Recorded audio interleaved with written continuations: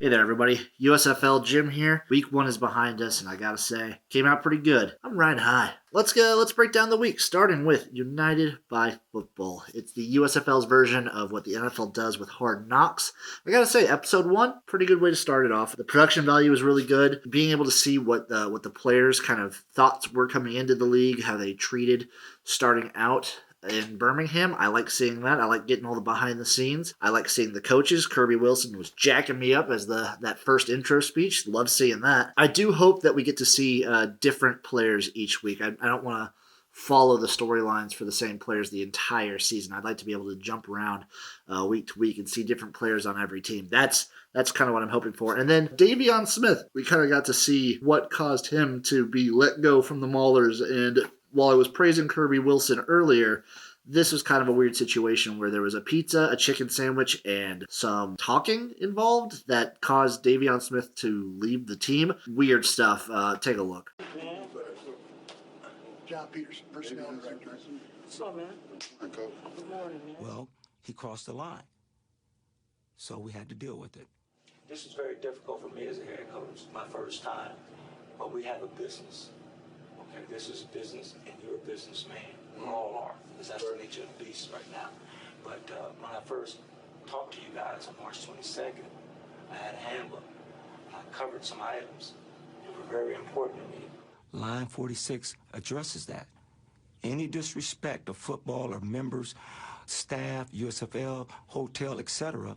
would not be tolerated. And it's been brought to my attention that has occurred with you. So unfortunately, hear me out, unfortunately, cost of doing business, I'm going to have to let you go. Okay? I didn't think I did anything or said anything disrespectful. I can tell you what happened exactly. It's not important right now. Right. It's not important. I don't know. It's already happened. Right. It's already happened. I didn't say anything disrespectful. He said, is that going to be a problem? I said, yes. That's it. And I walked away. I mean, I didn't think that was disrespectful. Me saying yes, I don't eat chicken salad. And I was like, is there another option? Walked in with pizza, and I was like, can I get a slice of pizza? He said no. I was like, he said, is that going to be a problem? I said, yes. That's all I said. I didn't say no cuss word, nothing. That's all I said. I promise you. No disrespectful on my dad's life. I promise you I didn't say nothing disrespectful besides yes. And I appreciate you sharing that, but the matters, it's done. It's done. I appreciate you sharing that, but good luck. Someone's feelings, hurt feelings, are a distant second to the greater good of the team. And we've moved on and turned that page, and I'm happy we did it. I can't mope about something. Just go home and work. I ain't no dumb dude, so I'll figure it out. I have no idea what he could have possibly said to trigger that response and reaction. Either way, it sucks for the Maulers. They lost, in my opinion, what would be the number 1 running back in this league. On to the actual games of week 1. My main takeaway is just out of the gate. Kickers. Not a strong showing for the kickers. They were missing left and right. Like these kicks that you normally expect these kind of guys, even in college, to just be able to make pretty automatically.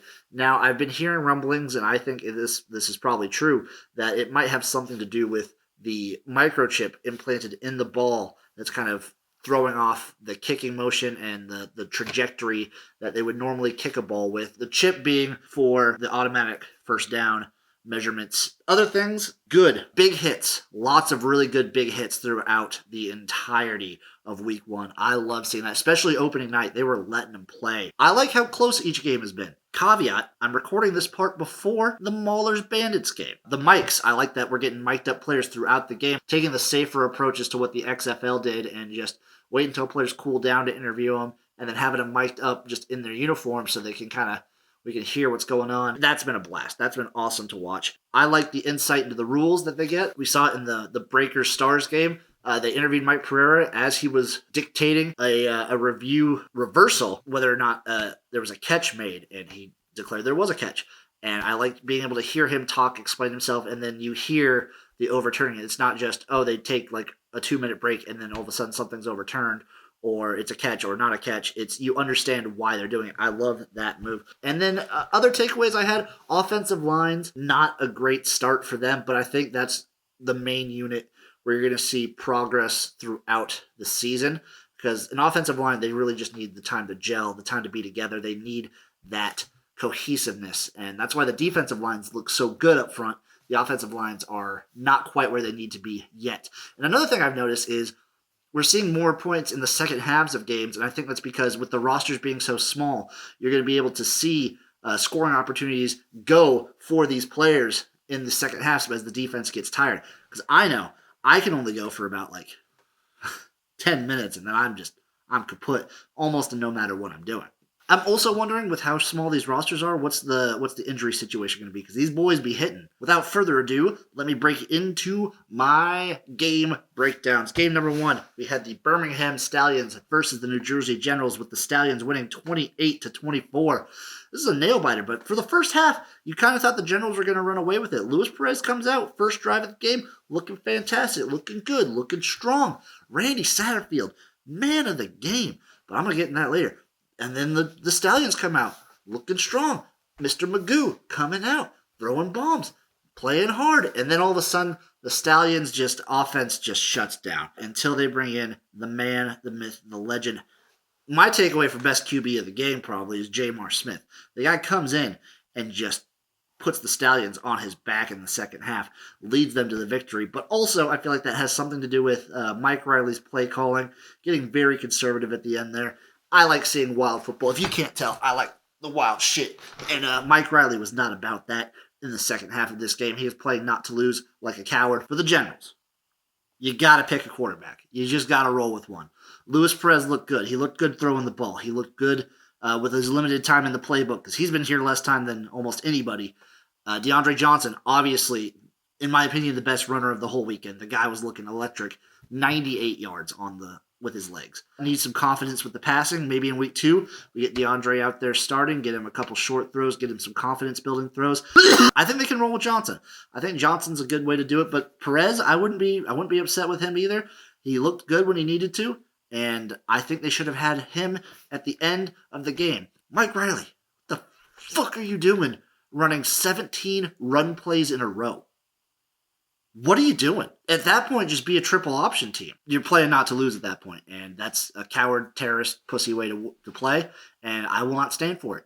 Which is why, Mike Riley, you are our coward of the week. Overall, though, I'm pretty, if you're a Generals fan, you're kind of happy because, both your quarterbacks look way better than a lot of people expected. You're also kind of oh, well, I kind of just wish they would go one way or the other. For the Stallions, you got your guy. J'Mar Smith is the dude. He looked good. When he came in, he's leading this team down drives. He's putting the team on his back. The defense is stepping up when they have to, but also they kind of know what to expect when you run 17 run plays in a row. On to game number 2. We have the Michigan Panthers taking on the Houston Gamblers, with the Gamblers winning 17-12. A defensive affair with some sloppy offense with this Jeff Fisher, Shea Patterson, Paxton Lynch scenario. I'm not going to be too hard on Shea Patterson. He didn't look good in the first half. He did not look good in the first half at all whatsoever. But he comes into the second half. He's the reason this team's even in it to win it at the end of the game. He's leading them on this drive and just can't get it done. The main takeaway for me, the Gamblers' defense is here to fucking play. They're legit. They're good. And they're going to be good. They're a team to watch out for, especially if the man Clayton Thorson can actually get rise to his full potential like I believe he can. I think he's going to be a really good guy. For the Panthers, Shea Patterson's your guy. Paxton Lynch is bad. He's not going to work out. Offensive line needs a lot of work. They have weapons at receiver, but I think Shea Patterson he got the rust knocked off. He's going to be good. He's going to improve throughout the season. I might even take a live flyer on the Panthers.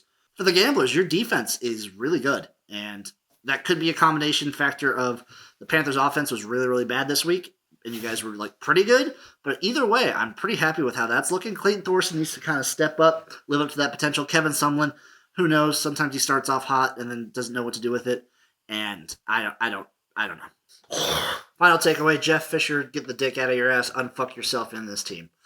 Kevin Sumlin, good job, good win. Game number 3. We had the Philadelphia Stars taking on the New Orleans Breakers, with the Breakers winning 23-17. My main takeaway in this game, the Breakers defense, the big standout, the defense. Bellamy, Dalvin Bellamy. Holy shit, this guy can ball. Sacking dudes left and right. He was like a guy going to the potato store. He looked fucking good. So let me take you through this game. Stars coming out good. Breakers defense looking really good. It's looking like it's just going to be a defensive slugfest in the first half, with Brian Scott kind of more being able to march down the field. Like the Stars could get down the field, but they couldn't capitalize. They missed kicks. They went forward on fourth down, couldn't convert. They just had missed opportunities. And we're going into halftime. The box score is Stars way up on yards, way up on time of possession, way up on everything. But the score, due to a pick six thrown by Brian Scott, is 9-0. So we go into the second half thinking that the Stars are just going to start marching their way through this field. Eventually they're going to capitalize on this, and they do.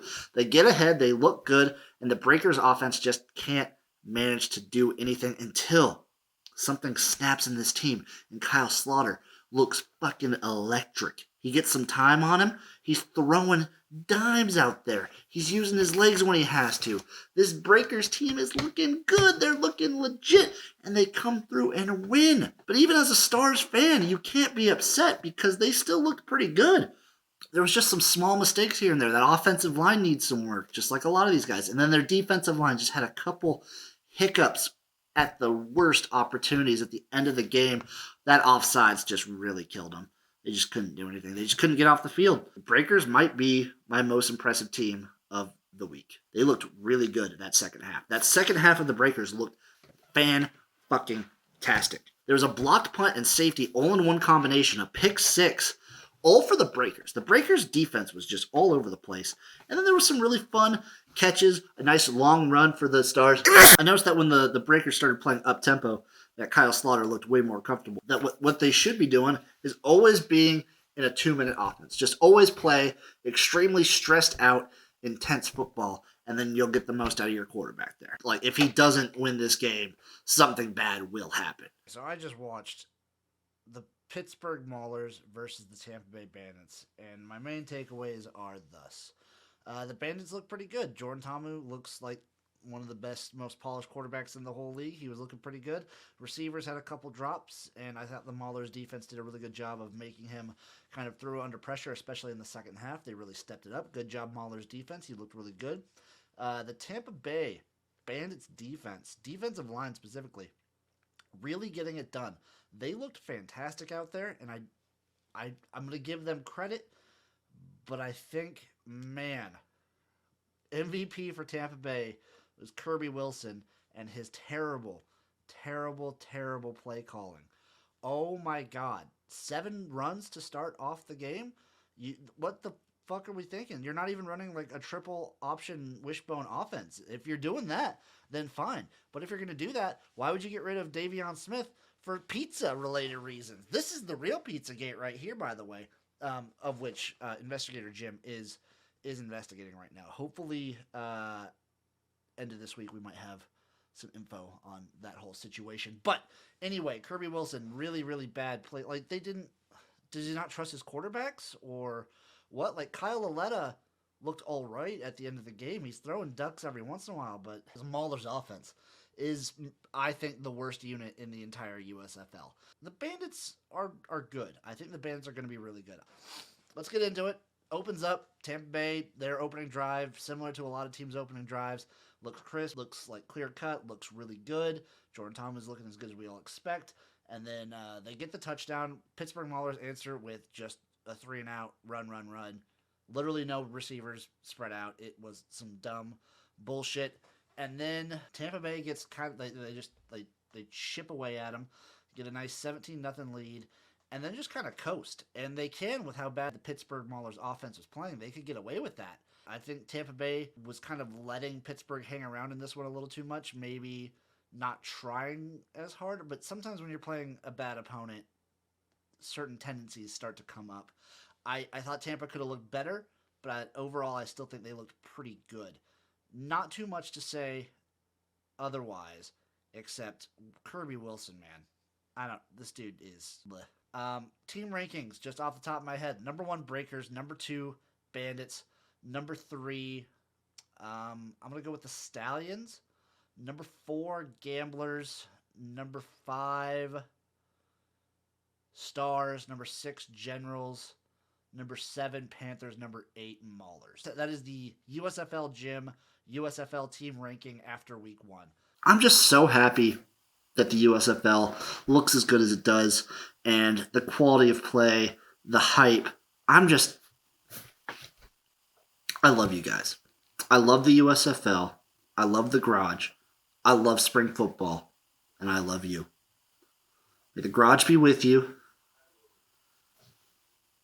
And stay on. Stay united by football. USFL Jim out.